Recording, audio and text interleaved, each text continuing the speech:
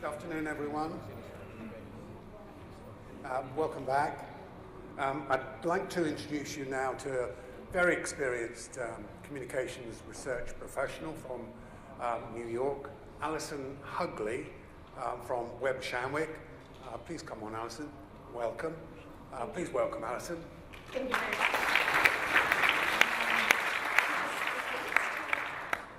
All right, great. Well, you're part of it. Okay, perfect. Thank you. I know it's always hard to come back after lunch, so we'll keep this really interesting and quick moving for this discussion.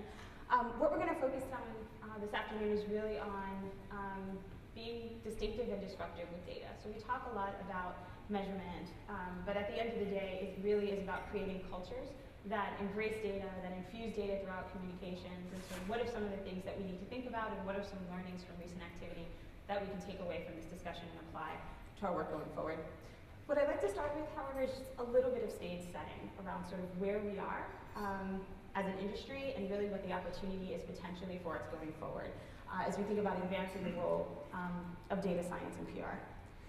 First and foremost, we need to just understand that our world looks and feels a lot differently than it did a few years ago. This idea of technology being infused throughout our lives, in many ways invisible to us, all of this is collecting data on an ongoing basis. And are we really doing as much as possible to take advantage of the wealth of information that is available to us to understand our natural behaviors, our perceptions, how we interact with media?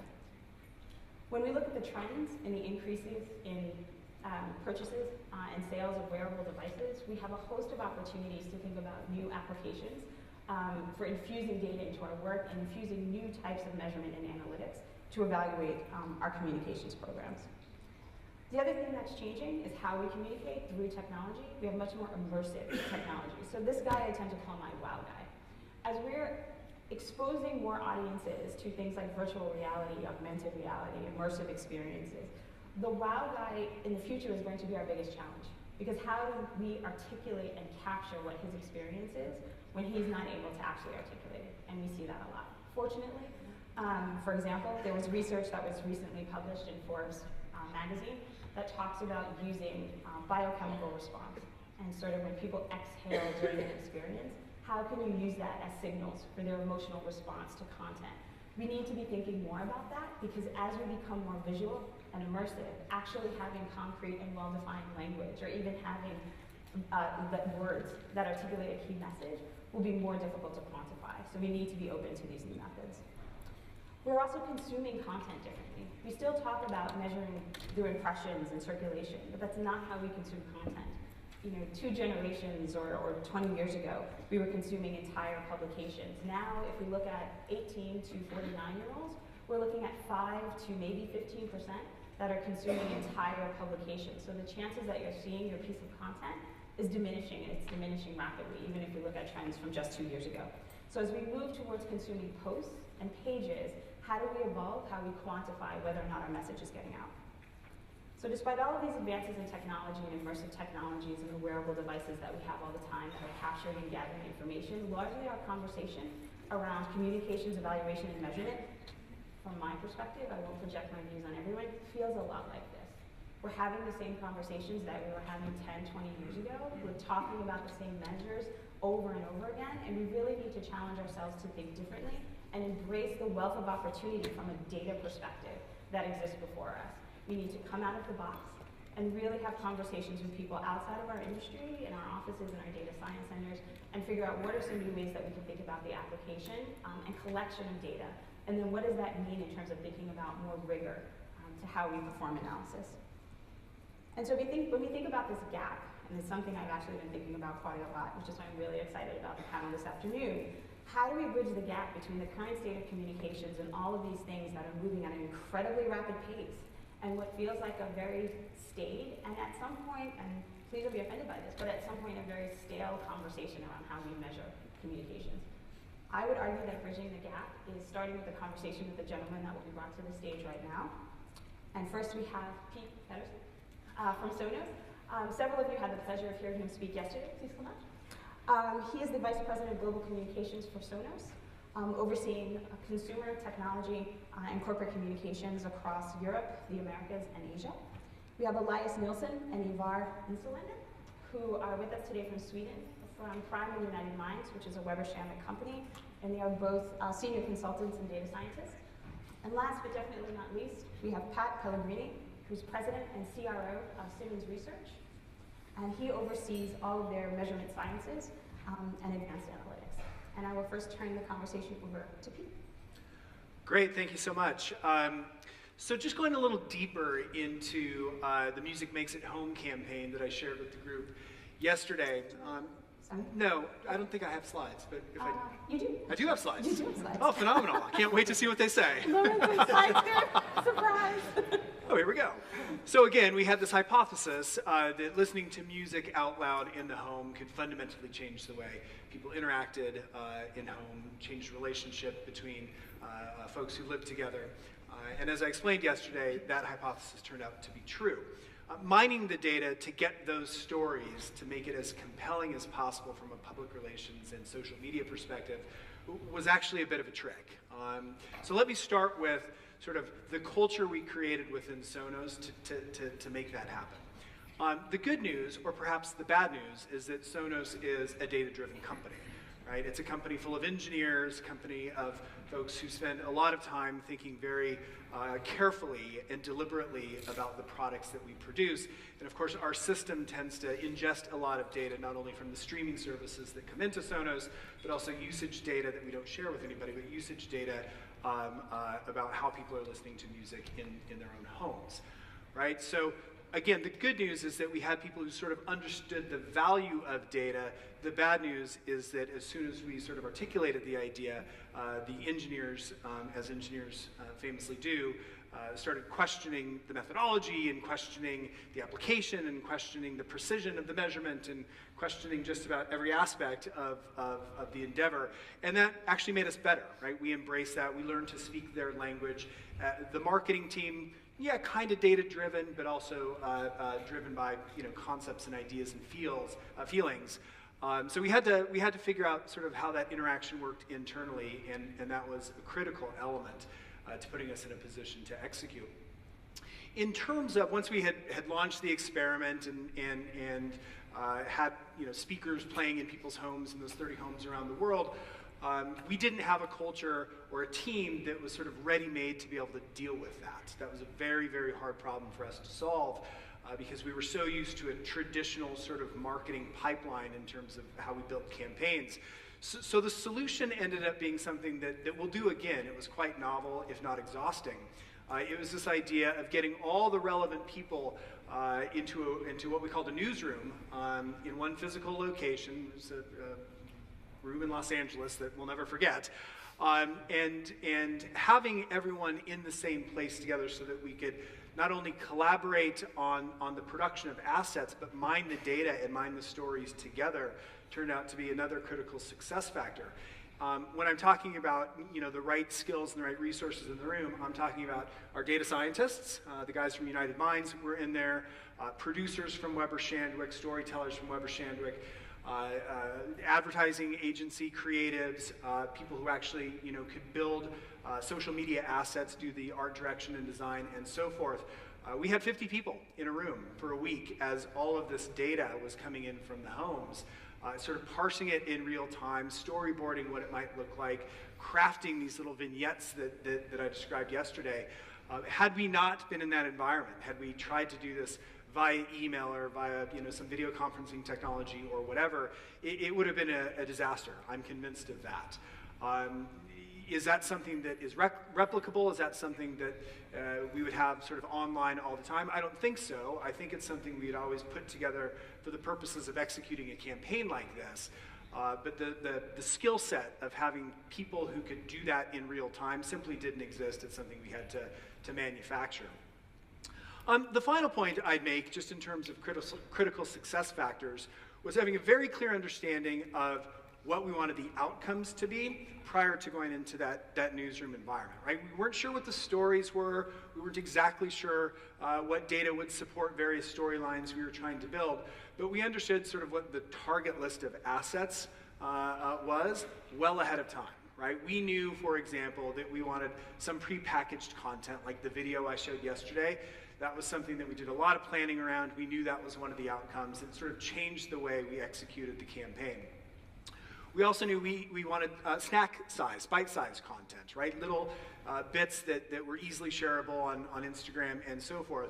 And again, that sort of changed the way we approached both the qualitative and the quantitative aspects of the campaign. We wanted self-service content as well. We wanted to give journalists the ability to, take our stuff if they wanted it, but a lot of journalists actually took us up on the opportunity to use a tool that was built and allowed them to mine the data by themselves, which turned out to be a really important element because in many ways they wanted to sort of self-validate that what we were talking about was true. So they got into the tool and used sliders and were able to compare families and impacts and this sort of thing. It was kind of a risky thing for us to do, but we're a transparent company. It's part of our DNA. We're like, here, take a look at the raw data and see what you make of it. And really, between those three pieces of content, sort of having the bucket set up beforehand, we were able to work at a pace that was appropriate given the launch that I talked about yesterday, and appropriate given the amount of data we were dealing with. I think at one point we had 2.5 years worth of video footage to pour through. We had something like 4 terabytes of raw data coming in from the biometric sensors. I mean, you can't imagine the volume of stuff we had to go through. So having the right skill set, everyone together, bought in, having alignment with the business in terms of what we were doing and how we were going to execute, and finally having this very clear understanding of what the outcomes were going to be well ahead of getting into the work proved to be really the secret to Music Makes It Home.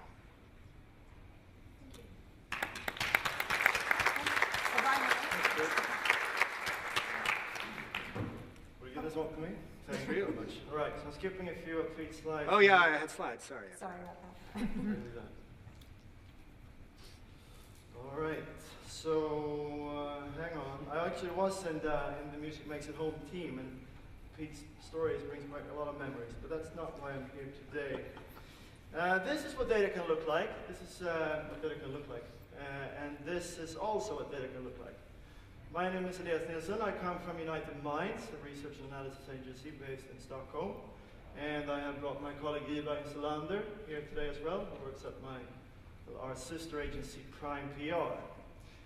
And since a couple of years, we should also mention we're part of Weber Shandwick PR Network. So we're going to talk a little bit about the case called House of Clicks that we did for our client Hemnet. Hemnet is Sweden's largest property portal, having some 2.5 or 2.6 million visitors each week.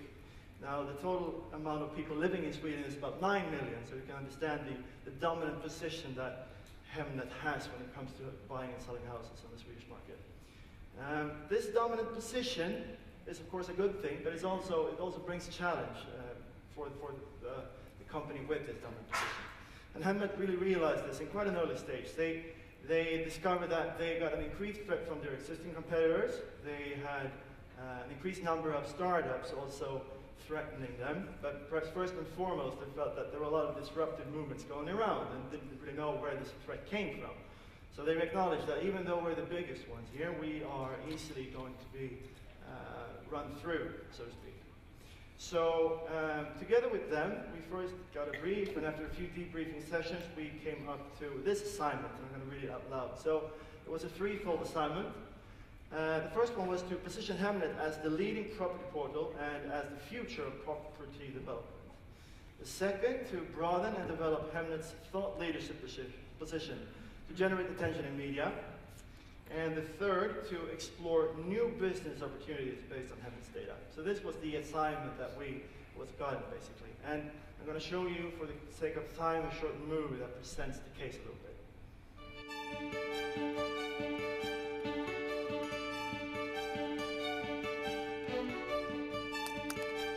Each week, 1/5 of all Swedes visit Hemnet, Sweden's biggest property portal to buy, sell, or dream about a new home.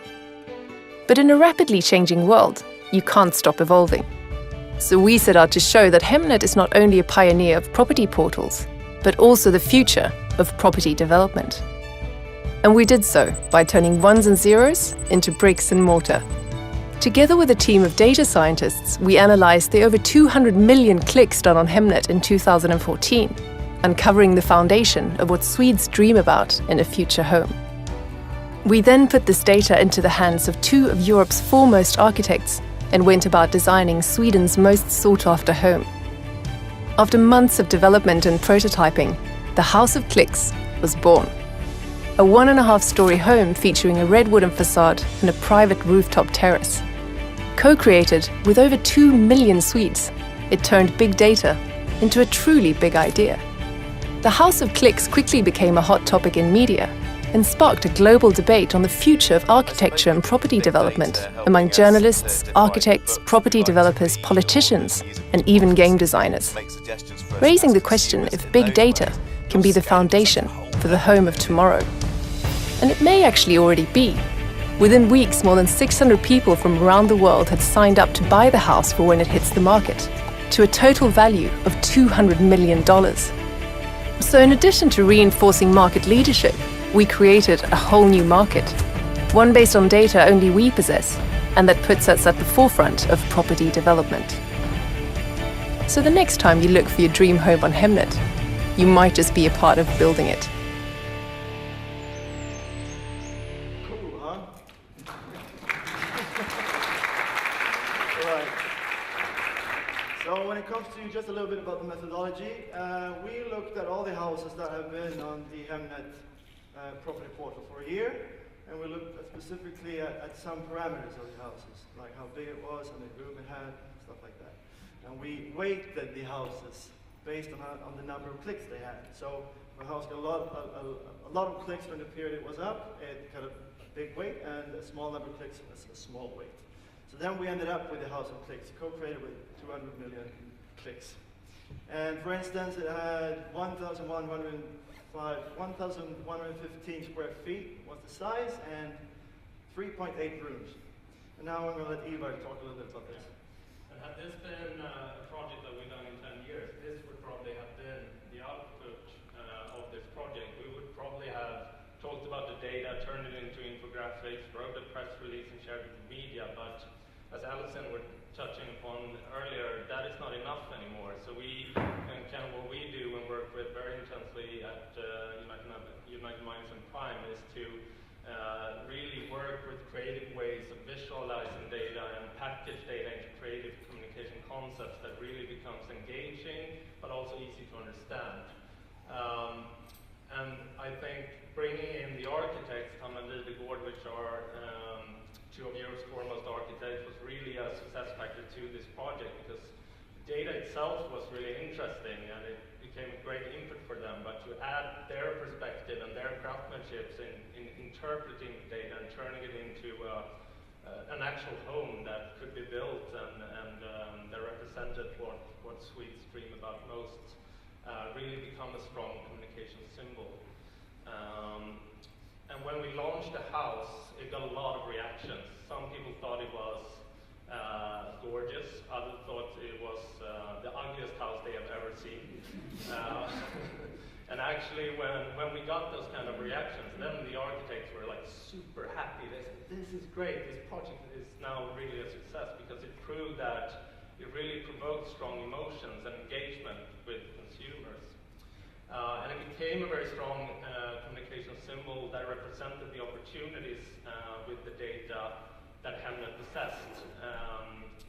That was easy to understand and easy to grasp for consumers, and very visually appealing and easy to launch in all across different channels, but then also sparking a more complex debate on what data and big data can mean for property developments or for architects or for financial investment firms going forward. So it's really a way to pushing Hemnet and the precision of their business and what they were able to do, finding new business opportunities along the way. And of course, it got a lot of attention in media with well over 200 articles in press and a reach of 200 million. But perhaps most important and most encouraging for us was that more than 600 people actually signed up to buy the house. So we thought a little bit about this and trying to summarize this into like 3 takeaways. And the first one is to sort of dig where you stand. whether or not you're a property portal, a hospital, a sports arena, whatever it might be, you probably have or can set up sort of structures for allocating data that could provide value to your target group, and to think about how that can be used creatively and having that creative layer to sort of take the next step in not only like talking about the data itself, but actually thinking about what you can do with the data, what you can create in terms of products, new services, or tools that sort of create value for your target group, and also to dramatize that like we did here with like Sweden's most sought after home, or Sweden's dream home is an effective way to also get your message across and to dramatize the opportunities that you have with the data you possess. And it also proved to be a very effective way of actually approaching business development, which was also sort of part of the brief. So by creating this strong business symbol, or communication symbol, people actually got really interested in the data that Hemnet possessed and started reaching out to them, asking them if they could do pilots together with them to sort of develop and define assignments together. So in a more of a startup world where there's no time really to sort of sit on your own chamber behind locked doors and sort of like develop the perfect consultative service and then launch it to market. This was a very effective way of sort of demonstrating what could be done with the data through a strong communication symbol, and prove that they could do these kind of things, and that sort of generated a lot of interest from customers and potential customers that they're now also looking into. So, the house of clicks.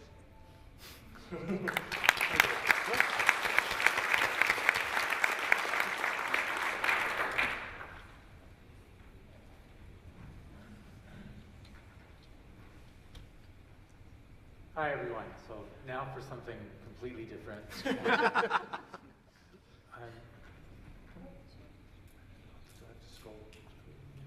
There I am. So thanks, Allison and organizers, for having me here. I'm representing the research vendor side of this equation, and it's been a pleasure to work with Allison in the United States. I'm actually from Canada, and our goal as Simmons Research has literally been to transform a very traditional survey-based, what some would say staid and old way of doing things into a dynamic, powerful, fast, efficient research provider to allow our clients to have a holistic view of their consumers and understand how they should communicate best with them. And we actually really promote a culture of let's try something, let's iterate around it, let's do research on research, let's publish our findings, whether they're good or bad, and then start again. And that sort of research quality and that vision that I call measurement science is what's been fueling a resurgence of the research that we do at Simmons. So let me give you a little bit of background. Simmons has actually been around for 60 years. I think it first started operations in the United States in 1954. It measures 25,000 respondents a year through traditional survey. The booklet is actually 132 pages long, and it is a high-quality probabilistic sample, proportionate to population. We measure all kinds of unique brands, demographics and lifestyles, attitudes, psychographics. I think there's over 800 attitude and psychographic questions in there. Traditional and digital media. Okay, the way we're going to transform is to not sit there and say, okay, we have to ask people all these questions 4 times a year, etc., but to understand that consumers do have an orbit. There are some things you don't have to ask them every time. There are other things that change more rapidly than once a quarter. There are times when they will reveal their attitudes, and well, not so much their attitudes, but definitely their preferences. And there are other times when you have to ask them very nuanced questions to get at some of these attitudes. So what we want to do is use the right measurement instrument, the right cadence of measurement, and bring that together with models and methodologies known as data integrations, so that we don't have to burden the respondent as often, but we can also give our clients the most holistic view of the consumer. And how do we do that? We anchor our resurgence in the last couple of years. It's pretty very rare, I think, for a research company to actually be run by the research guy. I know when Symphony Technology purchased us, they had hoped that I would just be the chief research officer, and I said, no, I want to run the company. So I'm still here now, so we'll see how long that lasts. But what we wanted to do was follow what I call measurement science philosophy. That's the juxtaposition of research methodology, great research methodology, and research technology. So there are times when you have to ask people questions and you have to have a high quality survey, and there are times when you can use passive measurement. People will reveal their preferences, for example, their online behavior, their video consumption across devices, and that can all be brought together through very high quality modeling practices. The goals of measurement science are to minimize respondent burden, maximize passive data collection, and then not be afraid to model and calibrate this data and bring it all together so that you still have very high quality data. But what we do is actually want to build a very high quality syndicated database so that clients, agencies, our clients are agencies, media companies, and brand marketers have an inexpensive but very high quality base and core data that they can build from, and then we integrate their first party data, their third party data, natural data that's out there, so it could come from set-top boxes, it could come from credit card transactions, but if you don't have a very high quality core database, it's very difficult to link data, it's very difficult to understand biases that might be in the natural data, or biases that might be in the transactional data that comes from first party data. We do data calibrations and data modeling that could be from our 25,000 respondents to millions of households in the Hitwise panel in the United States, all the way to very sophisticated statistical data fusions, which actually are designed to preserve media currency. So if you needed to preserve television currency, but you wanted to know everything about attitudes, preferences, and brand purchasing behavior, we would bring that data together and then constrain or converge the fusion so that all the television ratings would remain intact. This type of an approach allows you to measure the intersection between consumers, the content that they are looking at, the content that they are absorbing, whether it's print, whether it's video, and the context. Where are they looking at it? Are they looking at snippets of content on their mobile devices? Are they looking at it on tablets? Are they, are you in this room and you're watching, perhaps a soccer game on your phone while you're listening to me? We can capture all of that through either passive technology and data integration. There are also 4 dimensions to how a consumer should be measured so that you get this holistic view and you know how to communicate to them, what's the right communication channel, and potentially understand the consumer response. And these dimensions are both national and local, so there's a huge geographic context here. Right now we have the National Consumer Study that's great in the United States, except that there's so much variance across localities, not just in the US, definitely in Canada, so I know this, and in a European market. Measure as much as you can locally, capture that variance, and then roll it up to national levels. So we do a lot of that. You'll see in a very quick example at the end of my presentation how we use that. Also use active and passive measurement. So sometimes you have to ask people about their attitudes, their psychographic type of information, and other times they will reveal so much to you through passive metering. So we use both active and passive measurement, bring that together again in a very high quality database. We right now measure cross-sectionally, but cross-sectional data are repeated snapshots. It's not the same sample. So anything that has a social dynamic component to it, where time is a dependent variable, needs to be measured longitudinally. So we also now start to measure longitudinally. We empanel people and ask them for the same questions over a longer period of time. We do this both actively and passively. And finally, your custom and your syndicated work has to be extremely closely linked. So the reason why we have a syndicated business isn't just so that I can sell something thousands of times and make a lot of money, although that's nice. It's so that everybody can afford a very high quality database because they share in the price of that. And if it's high quality enough, we can link almost any first party data to that or any natural data that's out there. And it actually is a very high quality database that you can use for your campaign, for your PR campaign, for your communication strategy. A quick example to close out my comments. We have a client, Rodan & Fields. You may know them, you may not if you're not in the US or Canada. They're expanding internationally. It's a skincare line started by 2 dermatologists from Stanford. They're mostly well known for Proactive, which they sold to Gunther Renker. It's an acne medication. And then they went off and did their own line. This company was 0 to $1 billion in revenue in about 8 years. I'd like to say that we played some small part in their strategy.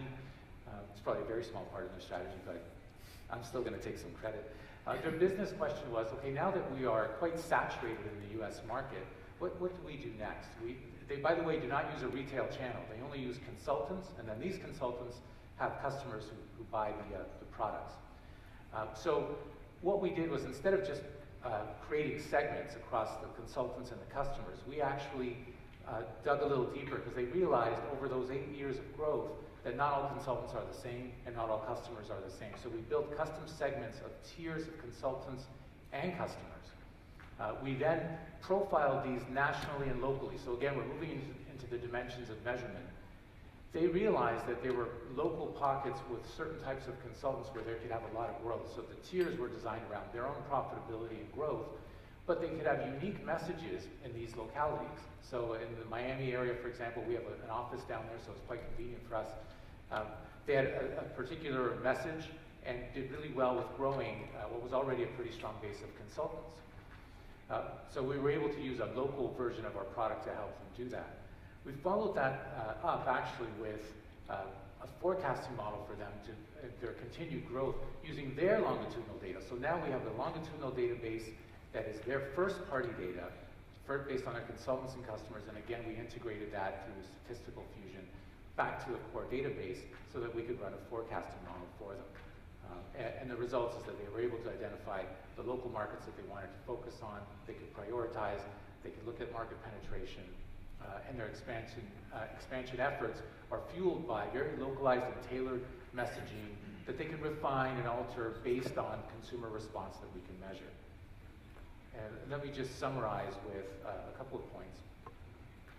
We drive innovation in consumer research. That's, you know, when people say Simmons, they say, "You guys still around?" And I say, "No, we're a totally different company." And so I have my own communication strategy issues with getting that message across, but I'm happy to be here to talk about how research vendors should be approaching consumer research so that you can drive disruptive, innovative communication strategies.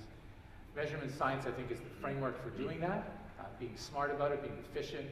There are ways to do very high-quality research at local and national scales that should be effective and cost-effective for everybody.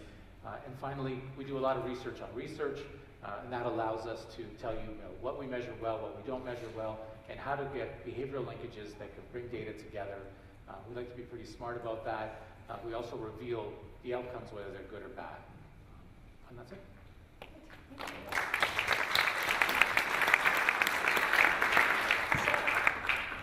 Thank you again for all of the comments on the panel.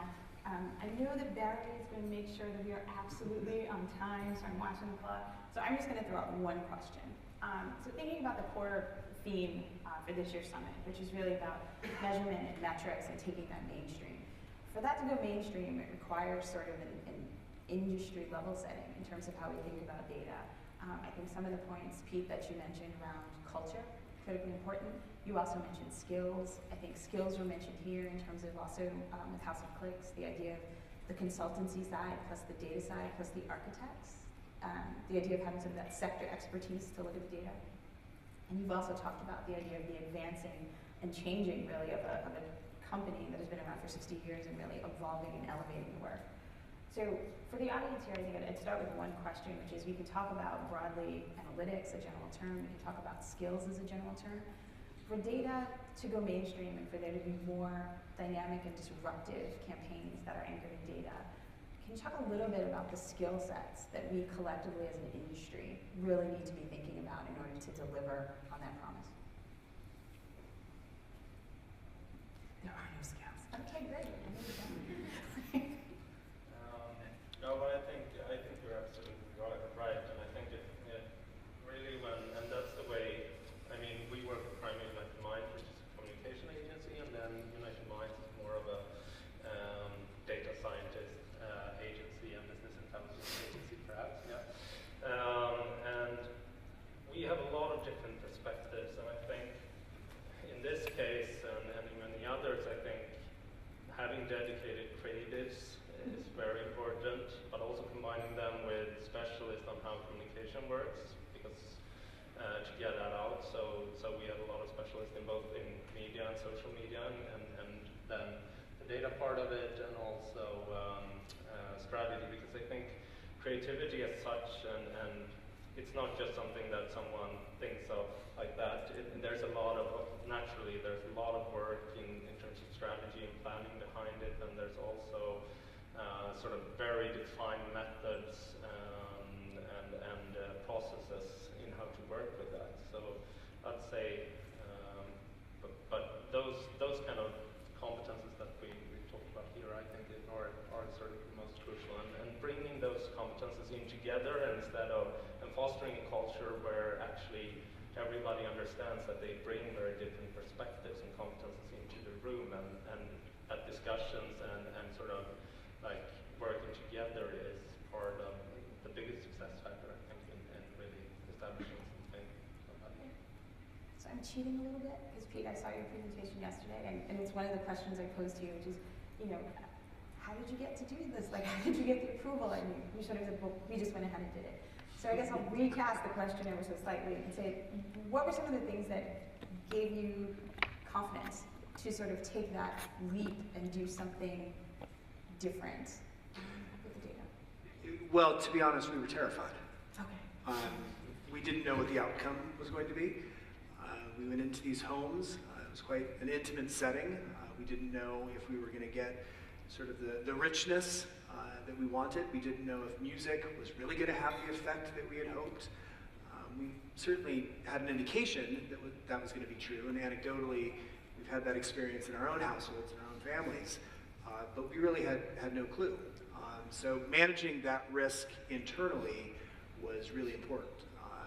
We were quite transparent with stakeholders internally and with my colleagues in marketing about the risks, about some of the mitigation plans that we had, about what we were going to do, because we still had this launch coming up, what we were going to do if this crazy little experiment that we had incubated didn't work out.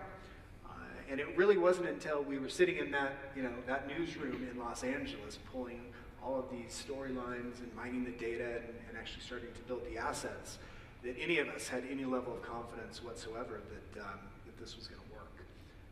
Happily, I mentioned our CMO, Joy Howard. Happily, Joy was having an offsite in London at the time, so we had a 9-hour or 8-hour sort of head start on her, and that was quite helpful. But it really was about transparently sharing the risks and being very honest with ourselves about what could go wrong in something that was so experimental. Just picking up on your comments a second ago, the fundamental skill from our perspective is the same, right? It's storytelling.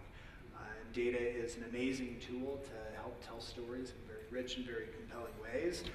But at the end of the day, being able to craft a story and bring the humanity in the data to the fore is critical. That's great, thank you. And one question for Pat, and then we'll open it up to the floor. One of the points that you mentioned in your talk that I thought was really interesting was the idea of doing research on research and publishing, whether you succeed or fail. And I think a lot of times when we think about measurement, we marry it with terms like measuring for success. So we have this sort of natural inclination that we're measuring against a goal and we're measuring against a definition. Can you talk a little bit about sort of how you see companies and some of your clients getting it right and wrong in terms of that relationship, and what gives you some of that confidence to present both sides, publishing your success and also publishing when the data don't necessarily tell the story you want it to? Yeah, sure. First, to the last points that were made, I think what a company like ours and what I hope other measurement companies are doing is providing enough information so you don't stick your necks out too far when you have to do, because we can appreciate that there's budget. So if I do the research, it's considered a little bit more third party and independent rather than someone else doing that. I mean, it's not always true. I mean, there are research companies who have, clearly have their own stake, but I try to be independent that way. And so, for example, we just did a study where we had the exact same panelists who told us through active survey what they had done online. And then with the same panelists, we were seeing what they were doing online. And we compared the answers, and we did this over a long period of time. And that told us which behavioral linkage variables you could use that reliably tell you about someone's behavior, so that we can bring up outside databases in. That gives our clients, who are planning on communication strategies, a lot of comfort, but also makes us look like, some of the questions we ask clearly are not very accurate in picking up online measurement because they were way off. You'd think that if someone was shopping online regularly, that they would remember that when they were doing a recall survey, because you're actually, paying for something, but it didn't turn out that well. So I hope I'm answering your question, but if it comes from me and we admit that, look, that's got to get better, and if it gets better, then you can link data that you're collecting naturally as transactional data, then you can plan and invest a huge amount of money that gets invested into great creative plans, because that's where the impact really is.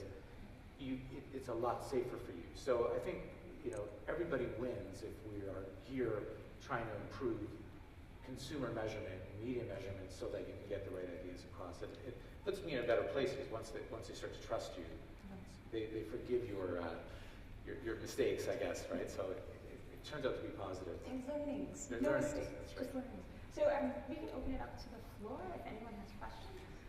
Oh, yes. Do we have mic? Okay, great. Thank you. To my mind, at the heart of making metrics matter is the question of causation. And, can you actually make a case that your communications campaign, or whatever it is, actually caused a change in the scene of the data? As anyone with experience in social science knows, this is a pretty tough nut to crack.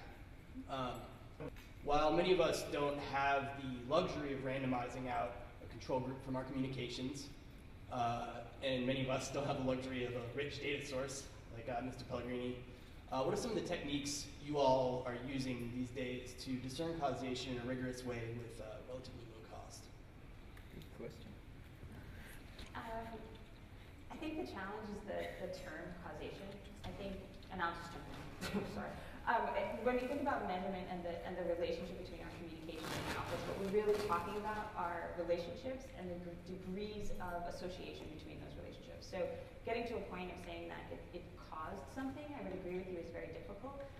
What we have an opportunity to do through modeling techniques is talk about the depth of the relationship between the patterns that we're seeing in the data, and that suggests a strong enough relation, but really getting to causation is quite challenging.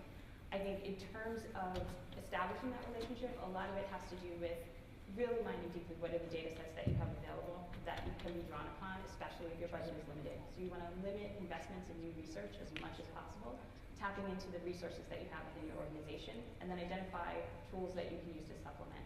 And I think sometimes it's a reality, and I'm not trying to say walk through the world and compromise yourself, but we do have to understand to let not let perfection be the enemy of good. And sometimes we just have to be choiceful and pragmatic about what's available to us. In all reality, all models are flawed. All models are just varying degrees of error. So just try to use an approach that best aligns with your budget, and with that alignment in budget, reduces to the greatest extent possible your margins for error. And proceed with that and try to make sure that it's really in the spirit, I would say, not of success, or valuing success, but in the spirit of decision making. I would just dovetail, and then I promise I will be quiet. The idea of one of the biggest issues that I think we have as an industry is that we talk about measurement. And we talked yesterday about the idea that people won't pay for measurement, and I know Chris Foster has a point of view on this, demand it anyway.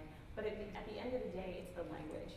We have to talk about it being decision making. We have to talk about it in the context of decision sciences for it to be relevant. That will help with the budget.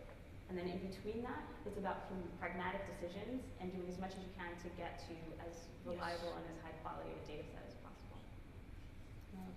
Well, I'm glad you asked that question, because I realized I forgot a major point in what I was going to say, which is it's great to measure a lot of stuff about consumers, but what we probably don't do so well, my team as well as others, is measure consumer response.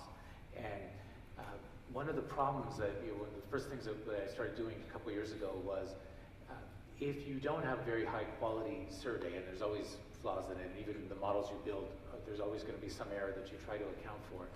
The problem is you have contaminated control and exposed groups. And so, and I can tell you this, and I've had years at ComScore and years at other media measurement companies, many of when we measure brand lift and any of the campaign outcomes, the actual outcome goes the wrong way, which is a problem, which means there's error in either the control or exposed group. So how do you know if it worked? And there's models that try to do that. I've done this for Google, I've done this for GfK. It's still a really big problem. It's an excellent question, and I think where we need to go is to be able to measure consumer response. So the reason I pushed us to try to measure longitudinally, so that when you do have a campaign and you see, well, I've got all these metrics that show me that things are working, you can look back at a database that hopefully, if it's syndicated, that at least you're not paying an enormous amount of money just to measure yourself, that you can see how your brand tracked over time, the same respondents or cross-sectionally, you can see it nationally and locally. I'm just trying to measure things in the dimensions that should give you that insight. Just measuring the consumer isn't enough. Response is important. That's an excellent question. I don't think we do it well enough. It's very difficult to do because of all the contamination now. But there have to be better ways to do it. I agree.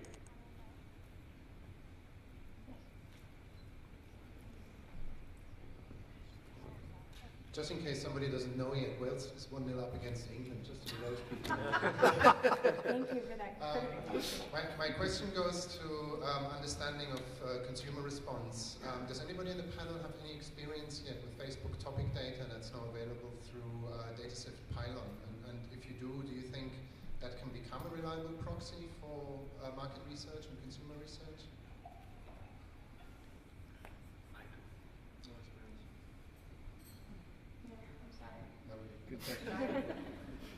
It's one of the That panel's size. next door. Yeah. Next year. Next year. The size of Facebook will always, be a huge help, but I haven't looked into it carefully enough yet to comment. Do you want to explain it? And then that may provide enough context that we can create. Like, what's the context?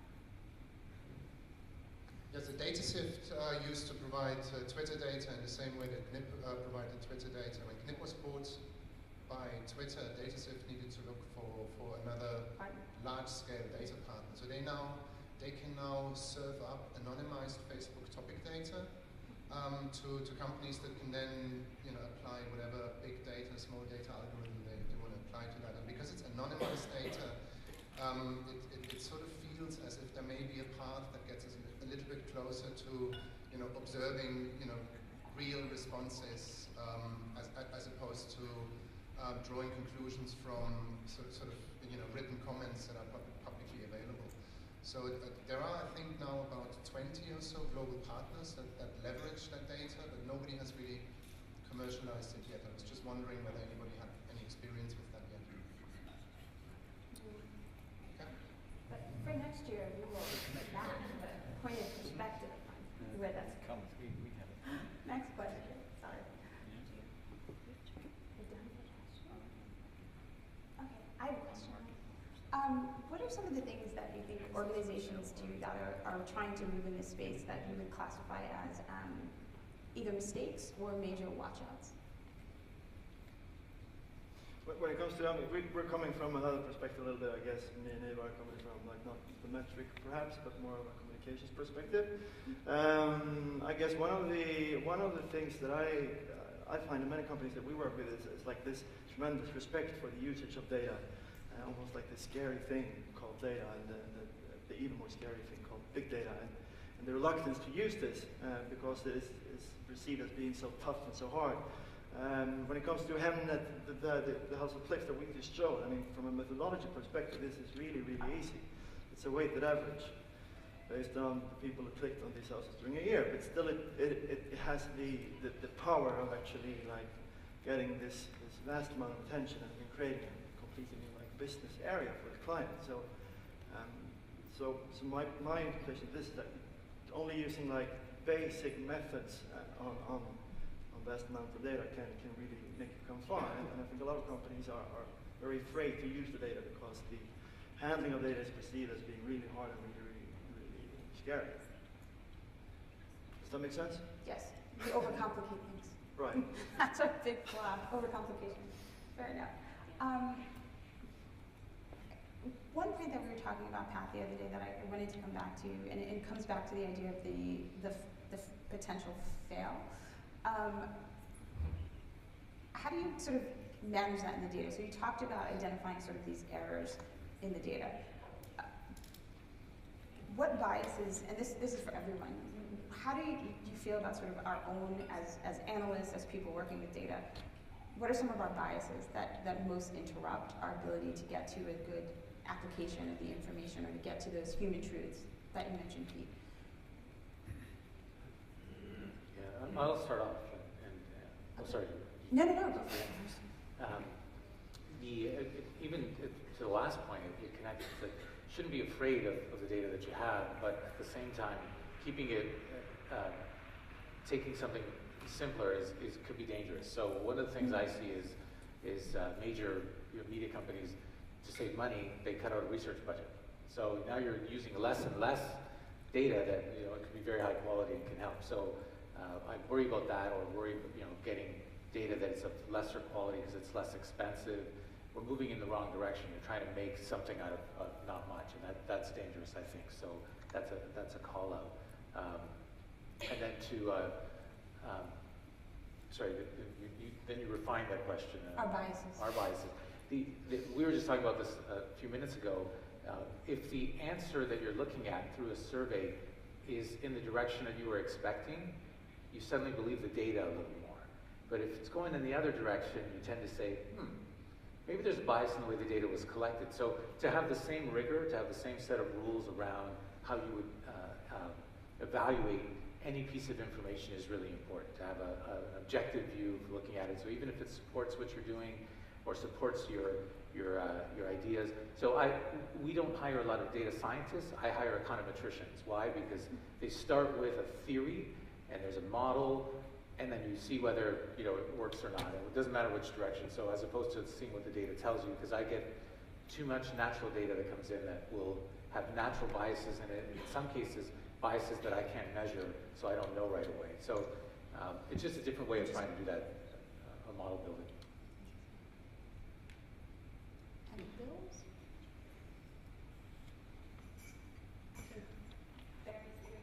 Barry's giving us the. So I think we're out of time. So thank you very much for your time and attention, and enjoy.